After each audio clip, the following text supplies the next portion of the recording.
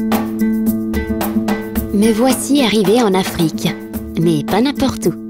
Quelque part à l'ouest du grand continent, ouvert sur les vagues océanes, adossé à des collines et vallées verdoyantes, prolongées de plateaux et de savanes arides plantées de baobabs.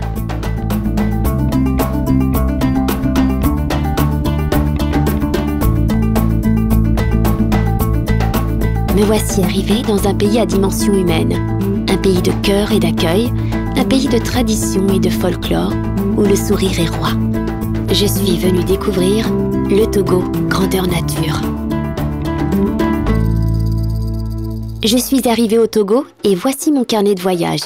Je m'appelle Rebecca et c'est accompagnée de mes meilleurs amis que je pose mes valises à l'hôtel Mercure Sarakawa, rendez-vous incontournable des visiteurs en quête de détente.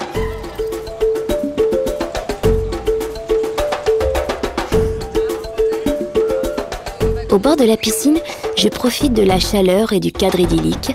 Je réalise maintenant que je suis ailleurs.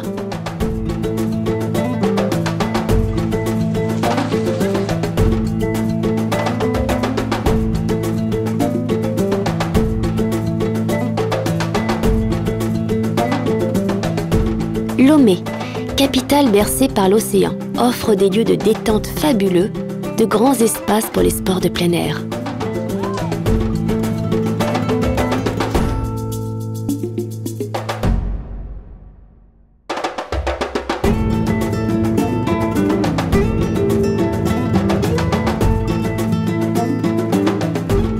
Après cette première journée en pays togolais, je m'abandonne à la douceur de Lomé la nuit. De la plage aux boîtes de nuit animées de la capitale, je me laisse transporter par la sérénité de la ville et la convivialité des Togolais.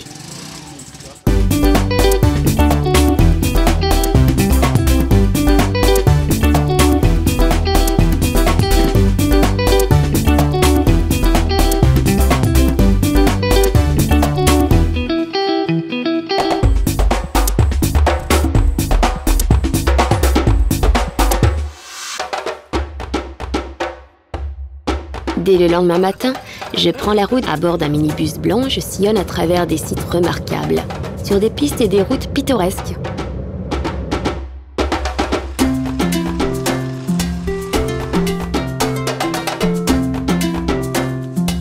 Ma première escale se fait à la muraille du peuple Ewe, vestige historique d'une des langues les plus parlées au Togo. Sur la route, les vendeuses d'ananas me font goûter aux délices sucrées des terres togolaises. Un voyage plein d'exotisme qui éveille tous mes sens.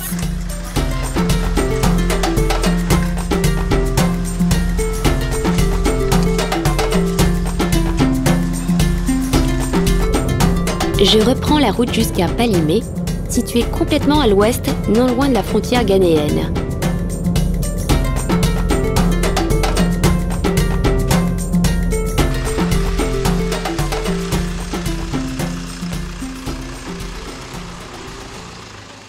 Nous faisons escale au centre artisanal et je découvre sur place toute la créativité des Togolais.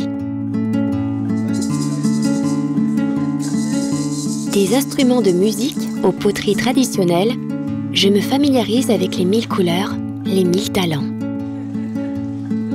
Je suis sûre que tous ces souvenirs donneront le sourire à mes proches.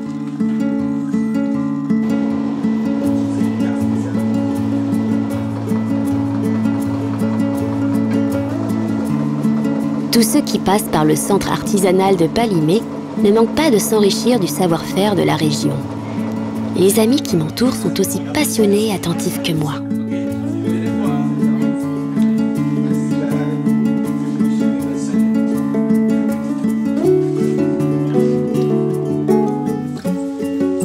Je reprends ma route, loin des sentiers battus et des pistes balisées. Le Togo se laisse découvrir peu à peu, à qui sait le questionner, le regarder, le ressentir. Après quelques jours ici, je ressens déjà l'envie d'apporter ma pierre à l'édifice, d'aider les autres. J'aimerais donner aux Togolais ce qu'ils n'oseront jamais demander, aux enfants surtout. Au détour d'une école, je me fonds parmi les élèves d'une classe de primaire, tous très attentifs et curieux. Les enfants sont aussi ébahis que moi face aux paroles sages de l'enseignant.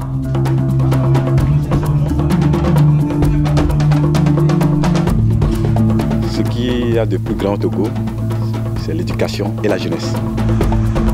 Le minibus me dépose au Château Vial, une exception historique de la région du Cloto. Un rêve pour beaucoup, mais une réalité pour moi lorsque je me retrouve devant cette immensité de pierre, entièrement édifiée à la force des hommes au début du siècle dernier.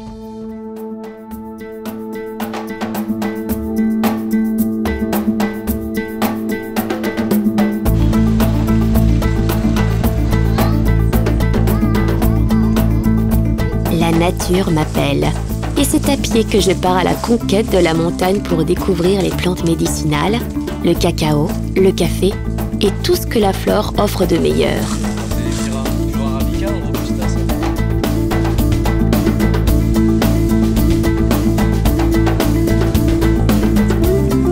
Ça y est, je suis enfin au cœur de l'aventure, au bout du monde. Tous plus intrépides que jamais, nous nous engouffrons dans la forêt et la montagne, aussi sauvage soit-elle, nous ouvre ses bras.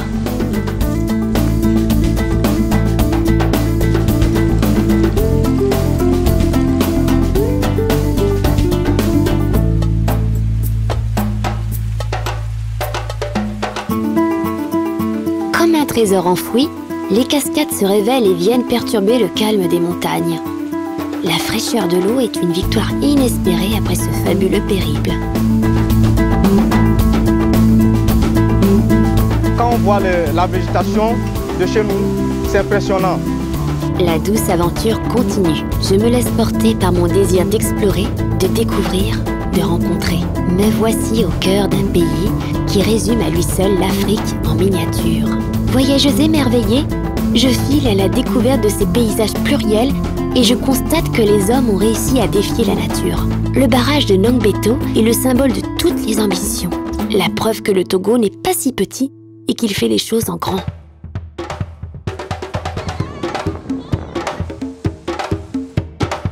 J'arrive à Sokodé et je remarque qu'il y a d'autres curieuses.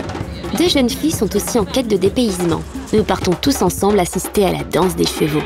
Une cérémonie traditionnelle emblématique de la région centrale. Très vite, nous nous laissons porter par le rythme endiablé des musiciens.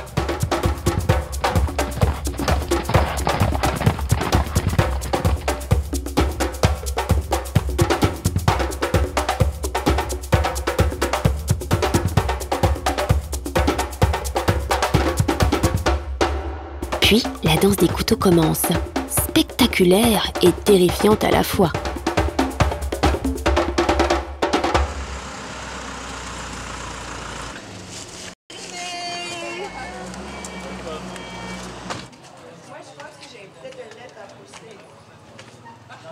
La plus grande qualité du Togo, c'est l'accueil.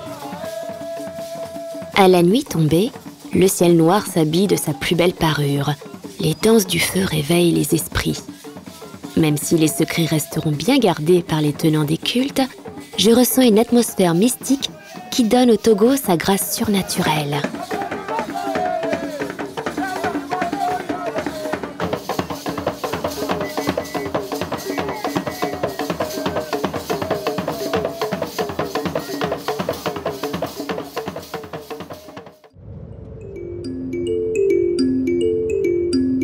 Dès le lendemain matin, l'aventure continue. Ici, tout est différent, tout est plus grand, tout est plus étonnant.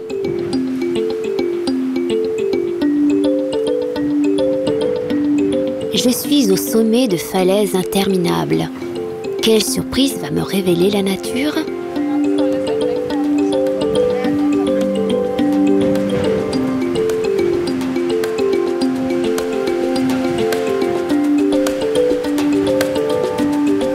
Je prends mon courage à deux mains pour défier la montagne et descendre la falaise à la découverte des grottes de Nok.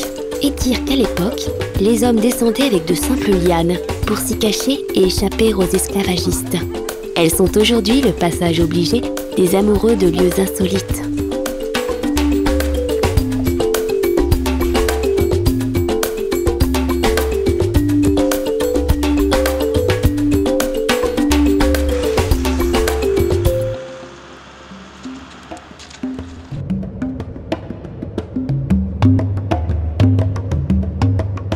d'une piste brune de latérite s'ouvrent les grands espaces des réserves de faune de Sarakawa. Le Togo est l'Afrique de tous mes rêves. La savane à perte de vue et les animaux au plus près de leurs instincts sauvages. Les zèbres, les gnous et les singes se sont tous donné rendez-vous pour que mon dépaysement soit total.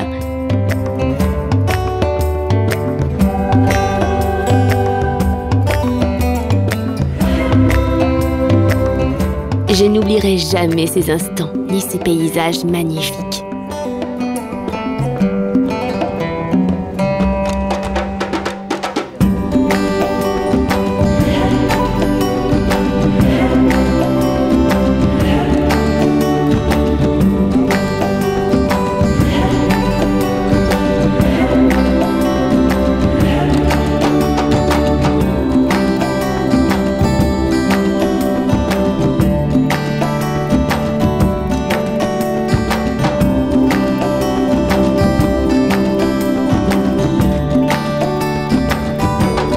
J'apprends que le Togo s'engage à réintroduire les éléphants. C'est pourquoi ils prennent particulièrement soin des derniers nés du parc Sarakawa. Très bientôt, ils retrouveront leur liberté et leurs instincts sauvages. La plus grande qualité du Togo, c'est sa faune et sa flore.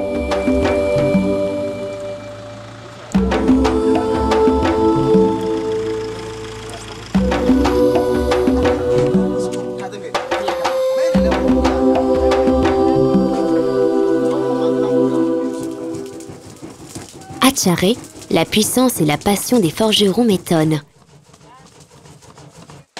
Ils battent le fer à la force des outils ancestraux et de leur héritage culturel.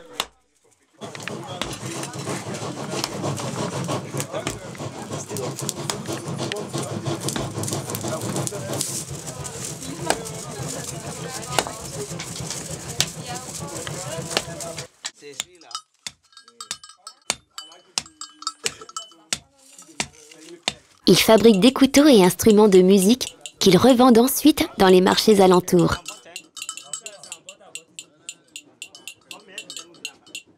Je prolonge mon escapade en musique, au rythme des lithophonies kabyés, peuple qui porte bien son nom, car on les appelle également les paysans des pierres.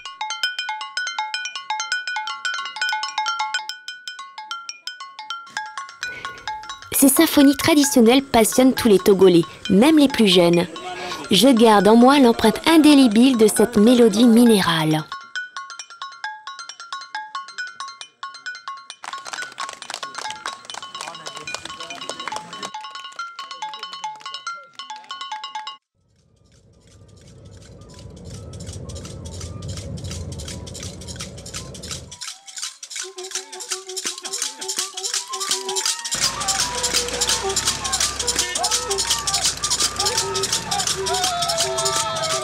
Il est temps de faire une pause et de savourer cette aventure au bord de la piscine de l'hôtel Kara. C'est aussi ça le Togo, son alternance de contrées sauvages et de cadres idylliques.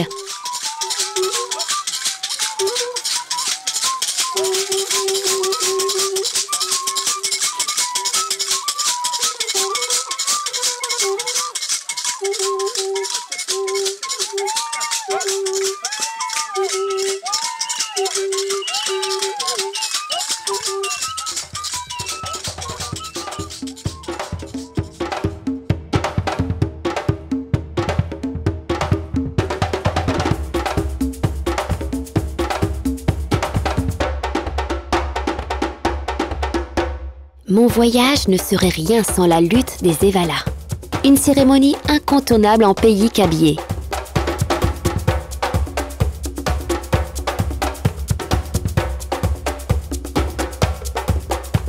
Chaque année, tous les jeunes lutteurs de la région se réunissent, lors d'un rite initiatique où les vainqueurs de ce tournoi gagnent alors le respect de toute leur communauté. Seuls les plus téméraires oseront s'affronter. Tout le monde encourage ces jeunes kabyés qui seront bientôt des hommes.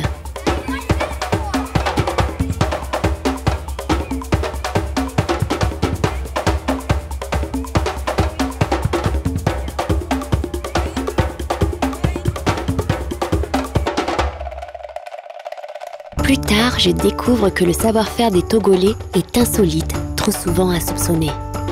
Au centre artisanal des handicapés, la différence ne se manifeste que par la beauté des couleurs et la sincérité de leur talent. Chacun me fait partager un peu de son art.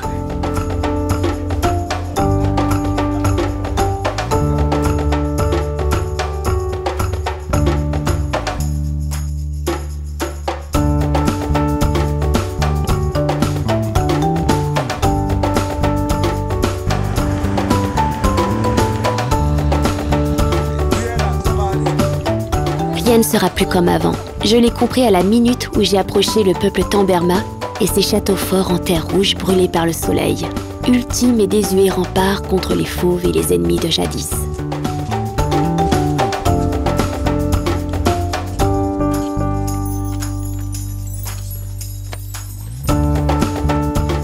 Je me glisse dans une chambre typique et m'imprègne de cette atmosphère d'un autre âge.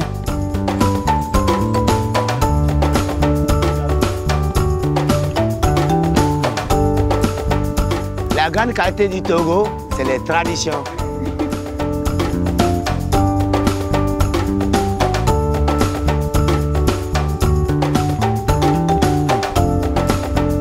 J'emporte avec moi des souvenirs inoubliables et des images magnifiques.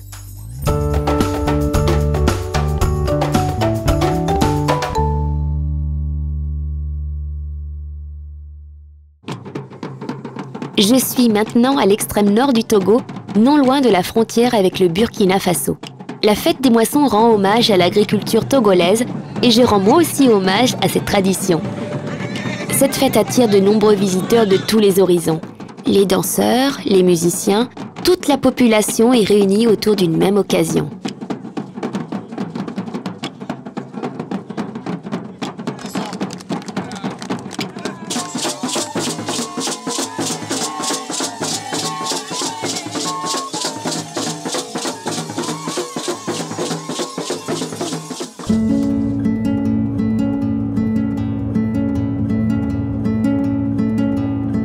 Je continue d'embrasser l'âme du Togo et je m'engouffre dans le marché de Dapaong.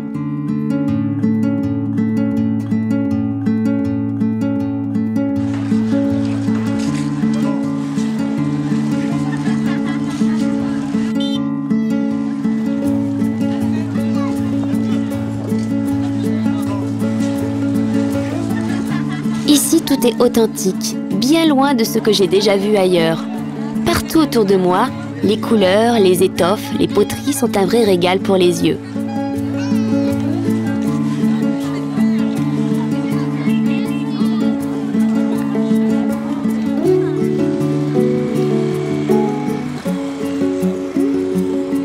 Je reprends la route dans la région des savanes.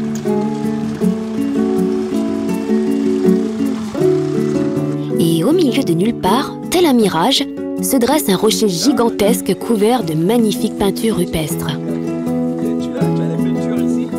Découvertes il y a peu de temps, elles sont pourtant vieilles de plusieurs milliers d'années. La preuve qu'au Togo, l'histoire est partout.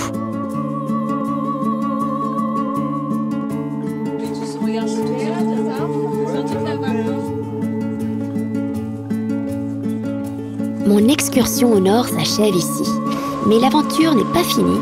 Je dois déjà reprendre la route.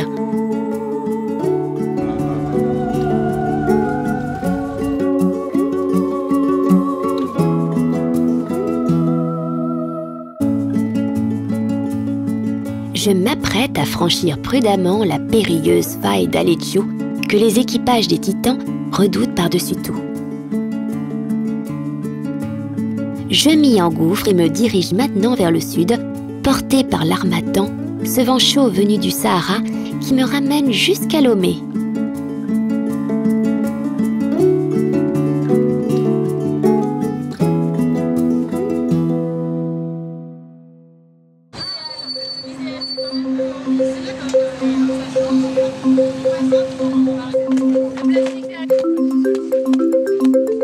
Ce voyage est riche en découvertes et en rencontres.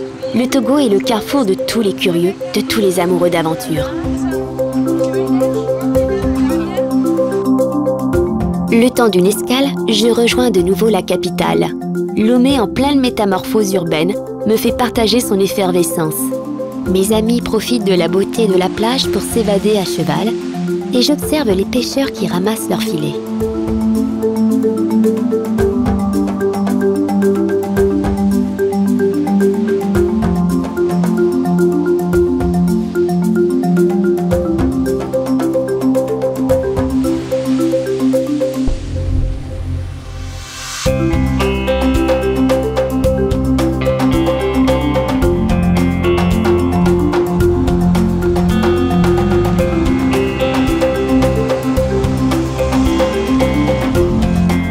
À l'est du pays, mon initiation en terre togolaise prend tout son sens au marché vaudou. Les étals de fétiches me transportent au cœur de la sorcellerie africaine.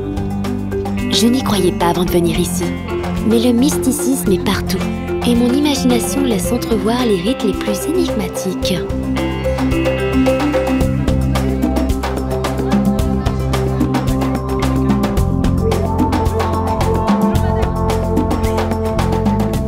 Dans l'après-midi, nous sommes à Togoville, un lieu qui a donné son nom à notre pays d'accueil. Destinés initialement à la pêche, les pirogues accompagnent également les voyageurs d'une rive à l'autre.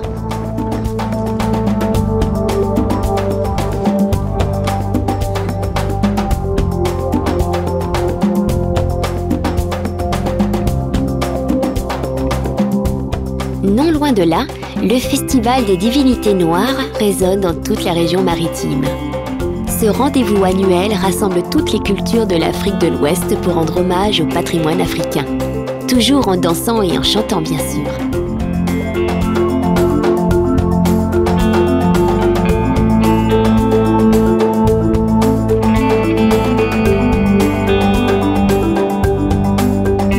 Mon parcours prend fin dans un lieu symbolique, riche de souvenirs douloureux. La maison des esclaves.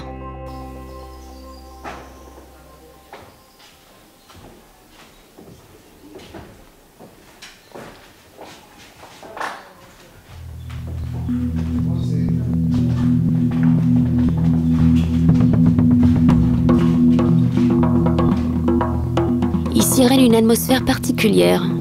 Je me sens toute petite face à l'histoire de ces hommes et femmes qui ont vécu ici.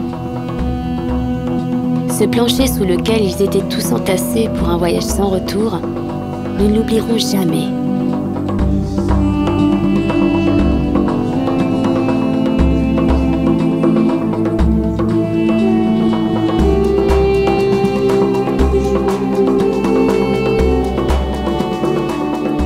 Mais le Togo a beaucoup de choses.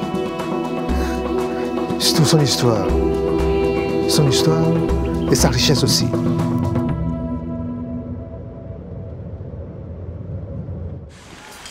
Mon voyage est quasiment terminé et je veux goûter une toute dernière fois aux délices du Togo. La plus grande qualité du Togo, c'est la cuisine. Entourée de tous mes amis et mes compagnons de route, je savoure mes derniers instants ici. Je n'oublierai jamais ces visages, ces regards complices et ces éclats de joie. Car sur cette terre hospitalière, le visiteur est honoré, l'étranger considéré avec égard, le voyageur reçu comme un messager venu d'un autre monde, à qui l'on offre la route. J'ai accepté ce présent, et puisque je suis au Togo et qu'ici tout s'achève en musique, je me suis laissé bercer au soleil couchant sur la plage du Robinson par cette chanson d'espoir au goût de sel à glisser dans mon carnet de voyage, avec une poignée de sable, de grandes herbes des savanes, un éclat de pierre des montagnes et le souvenir d'une Afrique vraie et accessible, mystérieuse et humaine.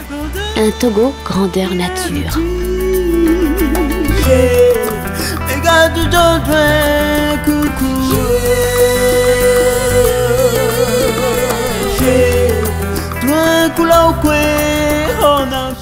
Le Togo est tout petit, mais c'est un bon morceau de cristal.